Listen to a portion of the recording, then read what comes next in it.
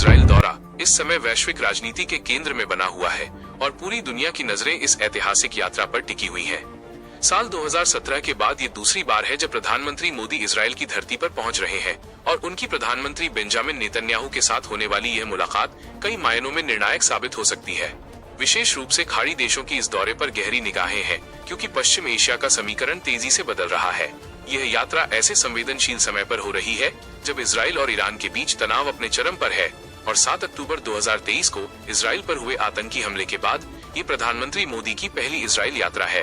भारत हमेशा से शांति का पक्षधर रहा है और इस पूरे क्षेत्र में स्थिरता का एक बड़ा पैरोकार रहा है। इसलिए माना जा रहा है कि मोदी और नेतन्याहू की इस मुलाकात के बाद शांति स्थापना की दिशा में कोई नया और ठोस रास्ता निकल सकता है। इस दौरे के दौरान प्रधानमंत्री नरेंद्र मोदी और इजराइल के प्रधानमंत्री के बीच द्विपक्षीय संबंधों को लेकर काफी लंबी और गहन चर्चा होने की संभावना है। दोनों देशों के बीच रक्षा और सुरक्षा के क्षेत्र में सहयोग को और अधिक मजबूती प्रदान करने पर बातचीत होगी। इसके अलावा एक ऐसे विशेष संगठन को बनाने की चर्चा भी जोरों पर है जो कट्टरता और आतंकवाद से निपटने के लिए एक साझा प्लान तैयार करेगा। इस योजना की पुष्टि खुद प्रधानमंत्री बेंजामिन नेतन्याहू ने एक प्रेस कॉन्फ्रेंस के दौरान की थी। हालांकि इसके सटीक फॉर्मूले और इसमें शामिल होने वाले अन्य देशों के नामों पर अभी और अधिक स्पष्टता आना बाकी है। भारत ने हमेशा से पश्चिम एशिया के मुद्दों पर अपनी निष्पक्ष राय रखी है और 7 अक्टूबर के हमले की निंदा करके स्पष्ट कर दिया था कि वो आतंकवाद के खिलाफ इजराइल के साथ खड़ा है। इस दौरे के माध्यम से टेक्नोलॉजी और इनोवेशन के क्षेत्र में भी नए समझौतों की उम्मीद जताई जा रही है, क्योंकि इजराइल अत्याधुनिक तकनीक में अग्रणी है और भारत अपनी विकास यात्रा में इन तकनीकों का लाभ उठाना चाहता है। विशेष रूप से कृषि के क्षेत्र में जल प्रबंधन और पानी के कुशल उपयोग को लेकर दोनों नेताओं के बीच विस्तृत चर्चा हो सकती है। प्रधानमंत्री नरेंद्र मोदी का ये दौरा केवल समझौतों तक सीमित नहीं है, बल्कि इसका एक बड़ा कूटनीतिक संदेश भी है। वो इजराइल की संसद को भी संबोधित करेंगे और ये देखना बेहद दिलचस्प होगा कि वो वहाँ से दुनिया को क्या संदेश देते हैं।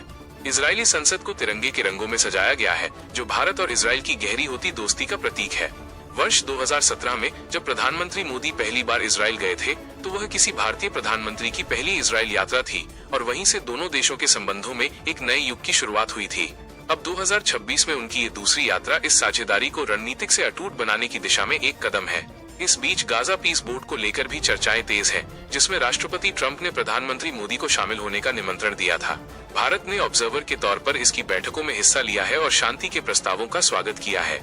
ऐसे में इजरायली संसद से मोदी का संबोधन पूरे पश्चिम एशिया और दुनिया के लिए एक दिशा निर्देश साबित हो सकता है।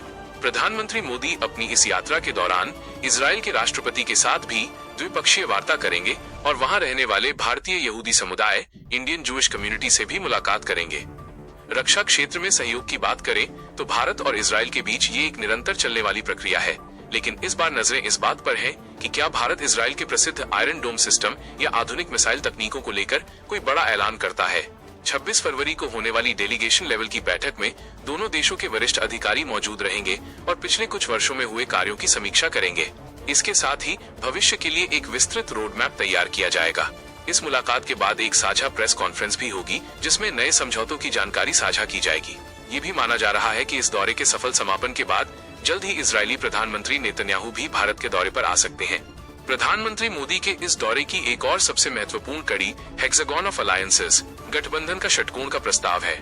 बेंजामिन नेतन्याहू ने हाल ही में कैबिनेट बैठक के दौरान इस नए गठबंधन का खाका पेश किया था, जिसका उद्देश्य मिडिल ईस्ट में बढ़ते रेडिकल खतरों का मुकाबला करना है।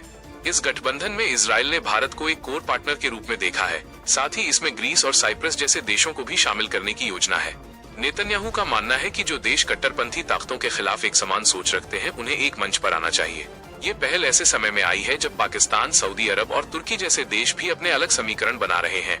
यदि भारत इस हेक्सागन अलायंस का हिस्सा बनता है, तो ये वैश्विक राजनीति में भारत की भूमिका को और अधिक प्रभावी बना देगा। फिलहाल भारत ने इस पर कोई आधिकारिक बयान नहीं दिया है, लेकिन मोदी नेतन्याहू की निजी बातचीत में ये मुद्दा सबसे ऊपर रहने की उम्मीद है। आप इस खबर को लेकर अपनी क्या राय रखते हैं, हमें कमेंट बॉक्स में जरूर बताइए। ऐसी ही ताज़ा और अनसुनी खबरों के लिए अननोन न्यूज अपडेट चैनल को सब्सक्राइब करना न भूलें।